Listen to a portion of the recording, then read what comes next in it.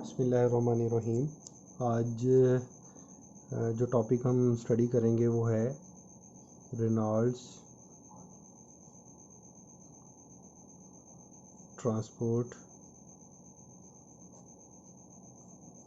Theorem.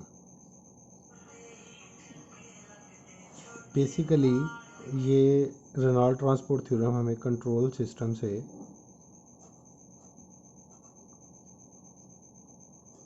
लेके जाता है कंट्रोल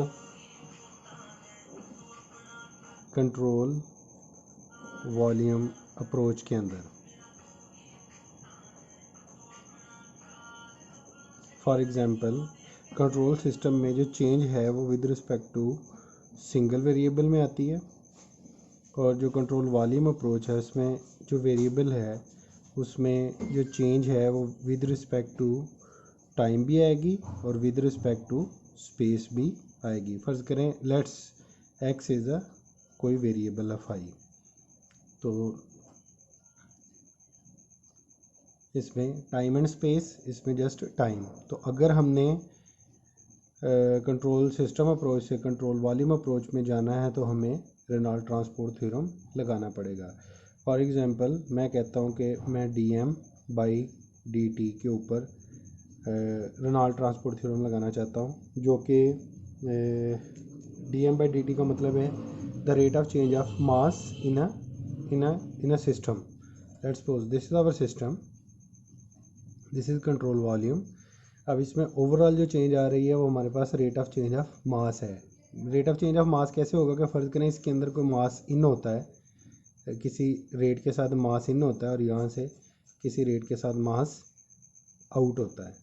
तो मैं ये चीज़ बताना चाहता हूँ कि इस कंट्रोल वॉल्यूम के अंदर मेरा मास कैसे इन और कैसे आउट हुआ है और ओवरऑल इसके अंदर चेंजेस कैसे आई हैं। तो कंट्रोल वॉल्यूम अप्रोच में जाने के लिए हमारे पास दो चीज़ें होती हैं, एक विद इन द सिस्टम और एक थ्रू बाउंड्रीज। तो इन दोनों को मैं सम करूँगा तो मेरे पास ओवरऑल चेंज आ जाएगी कि इस सिस्टम में कितना इन हुआ है, कितना आउट हुआ है। फॉर एग्जांपल, मैं आपको इसकी एग्जांपल ऐसे देता हूँ कि ये हमारे पास कंटेनर है। लेट्स सपोज इसकी जो कैपेसिटी है वो 100 लीटर है, 100 लीटर है। तो मैं कहता हूँ कि अगर इसके अंदर 98 लीटर्स थे तो मास अगर इसमें से मैंने 5 लीटर इन किया है तो 5 लीटर इन होने के बाद 2 लीटर इसके अंदर कंटेन होकर 100 लीटर हो जाएगा और यहाँ से 3 लीटर्स जो हैं वो बाहर निकल जाएंगे। तो विद इन द सिस्टम क्या चेंजेस आई हैं, 2 लीटर इन हो गया है, मास इन कितना हुआ है 5 लीटर हुआ था और मास आउट कितना गया है वो है 3 लीटर। तो अगर मैं कहूँ कि मास मेरा कंजर्व कैसे रहेगा, कि अगर फ़र्ज़ करें ये 100 लीटर कैपेसिटी है और इसमें 100 लीटर ही कोई हमारा फ्लूइड मौजूद है, तो इसमें जितना मास इन होगा, फ़र्ज़ करें मैं 2 लीटर मास इन करता हूँ तो यहाँ से 2 लीटर आउट होगा, तो मेरे पास मास फ्लो रेट इन बराबर होगा मास फ्लो रेट आउट के। तो मैं कहूँगा कि इस सिस्टम के अंदर मास कंजर्व रहा है। तो इसी चीज़ को विद इन द सिस्टम और थ्रू बाउंड्रीज, इस चीज़ को हम कहते हैं कंट्रोल वॉल्यूम अप्रोच। अब इसके अंदर लगाएंगे तो मैं सबसे पहले क्या करता हूँ कि विद इन द सिस्टम में एक कंट्रोल वॉल्यूम अलहदा करता हूँ।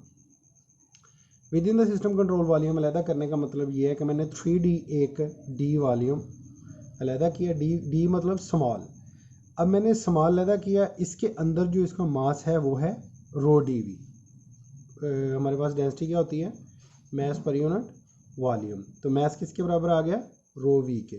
फॉर स्मॉल डी एम मतलब स्मॉल कंट्रोल वॉल्यूम, तो इसके लिए हमारे पास क्या आ गया, रो डी वी।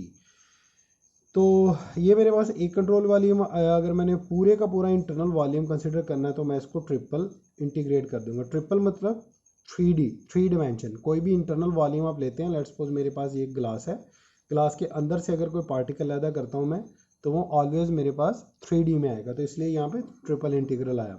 प्लस अब आ जाओ बाउंड्रीज में क्या होगा, बाउंड्री में यहाँ पे मैं एक स्मॉल डी ए पैदा करता हूँ। अब हमें पता है कि जब मैं एरिया लेता हूं तो एरिया का एक नॉर्मल होता है, इसमें से गुजरने वाली एक वेलोसिटी वेक्टर होती है N V dot N.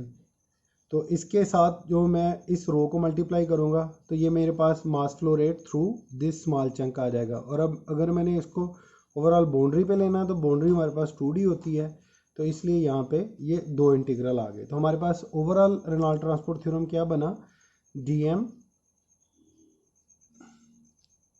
By dt is equal to control volume rho dv plus control system rho v dot m dA। तो ये जी हमारे पास रेनॉल्ड ट्रांसपोर्ट थ्योरम, और ये है आपके पास 9.1 इक्वेशन।